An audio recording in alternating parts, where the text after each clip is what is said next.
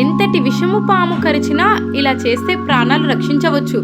ప్రతి ఇంట్లో ఉండాల్సిన హోమియోపతి మందు ఏమిటో తెలుసా?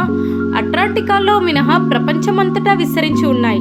ఈ పాములని భారతదేశంలో హిందువుల్ని పాముల్ని నాగదేవతలుగా పూజిస్తారు. ప్రపంచంలో విస్తరించి ఉన్న పాముల్లో చాలా వరకు అట్రాంటికాలో మినహా ప్రపంచమంతటా విస్తరించి ఉన్నాయి.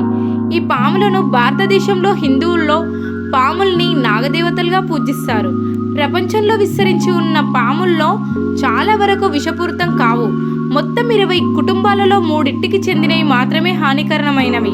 అయితే ప్రపంచవ్యాప్తంగా ప్రతి సంవత్సరం దాదాపు 50 లక్షల మందికి పాము కాటుకు గురవుతున్నారు. భారతదేశంలో ఈ సంఖ్య 2 లక్షల అంచనా.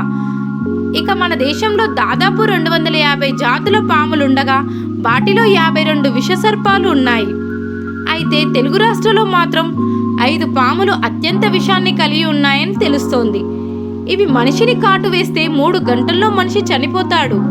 అయితే పాము కరిచిన వెంటనే తగిన విధంగా ప్రథమ చికిత్స చేసి 3 గంటల వ్యవధిలోనే తగ్గిన వైద్యం అందిస్తే పాము కరిచిన వ్యక్తి ప్రాణాపాయం నుంచి బయటపడతాడు. అందుకనే ఏదైనా ప్రథమ చికిత్స చేస్తే ఆ 3 గంటల వ్యవధిలోనే చేయాలి.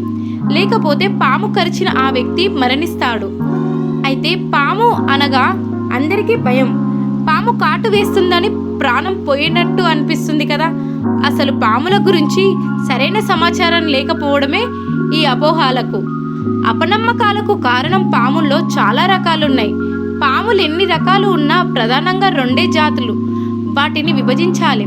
విషమున్న పాము, విషం లేని పాములు. నిజానికి విష సర్పాల కన్నా విషం లేని ప్రమాదం కలిగించిన పాములే ఎక్కువ. అయితే పాము కాటు గురించి అశ్రద్ధ చేయకుండా తక్షణమే సమీప ఆసుపత్రికి వెళ్ళి చికిత్స చేయించుకోవడం మంచిది. విషసర్పం కరిచిన రకరకాల కారణాలతో ఆలస్యం చేసి కొందరు ప్రాణాలు కోల్పోతుంటే, మరికొంతమంది విషం లేని పాము కరిచిన కంగారుతో భయంతో ప్రాణం మీదికి తెచ్చుకుంటున్నారు. పాము మనకు శత్రువు కాదు. తన ఆత్మరక్షణ కోసం విధి లేని పరిస్థితిలో మాత్రమే కాటు వేస్తుంది.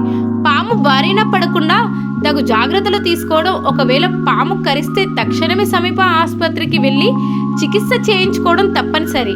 ఒకవేళ పాము కరిస్తే అదే విషము పామా లేక సాధారణ పామా తెలుసుకోవాలి. దీనికి సులభమైన పద్ధతి పాము కట్లను గుర్తుపట్టడం. ముందుగా పాము కరిచిన చోట ఘాట్లు ఉన్నాయో చూడండి. 1 లేదా 2 ఘాట్లు ఉన్నాయో కరిచి విషము పామ అనే 3 అంతకంటే ఎక్కువ ఘాట్లు ఉంటే అది విషరహిత పాము అని గుర్తించాలి. విషపు పాము కాటు వేస్తే ఆ విషం శరీరంలోకి వెళ్తుంది. అక్కడి నుండి గుండెకు, గుండె నుండి శరీర భాగాలను చేరుతుంది. ఇలా విషం అని శరీర భాగాలకు చేరే వరకు 3 గంటల సమయం పడుతుంది. ఆ లోపు చికిత్స మనిషికి అందించుకుంటే ఇక ఆ మనిషి బతికే అవకాశాలు దాదాపు లేనట్లే. అందుకనే విషము పాము కరిచిన వెంటనే కాటుకు పైన అంటే గుండె వైపుగా బలంగా తాడుతో కట్టాలి. సూది లేని సిరంజిని తీసుకొని ఆ ఘాట్లలో ఓ ఘాటు దగ్గర పెట్టి రక్తాన్ని సిరంజిలోకి లాగాలి. ఇలా చేసినప్పుడు మొదట వచ్చే రక్తం కాస్త నల్ల రంగులో ఉంటుంది. అంటే విషతుల్యమైన రక్తం అని అర్థం. ఇలా 2-3 సార్లు ఘాట్ల వద్ద చేయాలి. ఇలా చేసిన అనంతరం మనిషి స్పృహలోకి వస్తాడు. నిజానికి పాము కొర్రల్లో నిల్వ ఉండే విషం 0.5 ml నుండి 2 ml వరకు మాత్రమే. ఇక ప్రతి ఒక్కరి ఇంట్లో హోమియోపతి మెడిసిన్ అయిన నాజర్ 200ను 5 ml బాటిల్ ఉంచుకోవాలి. దీని ఖరీదు 5 నుండి 10 రూపాయలు మాత్రమే.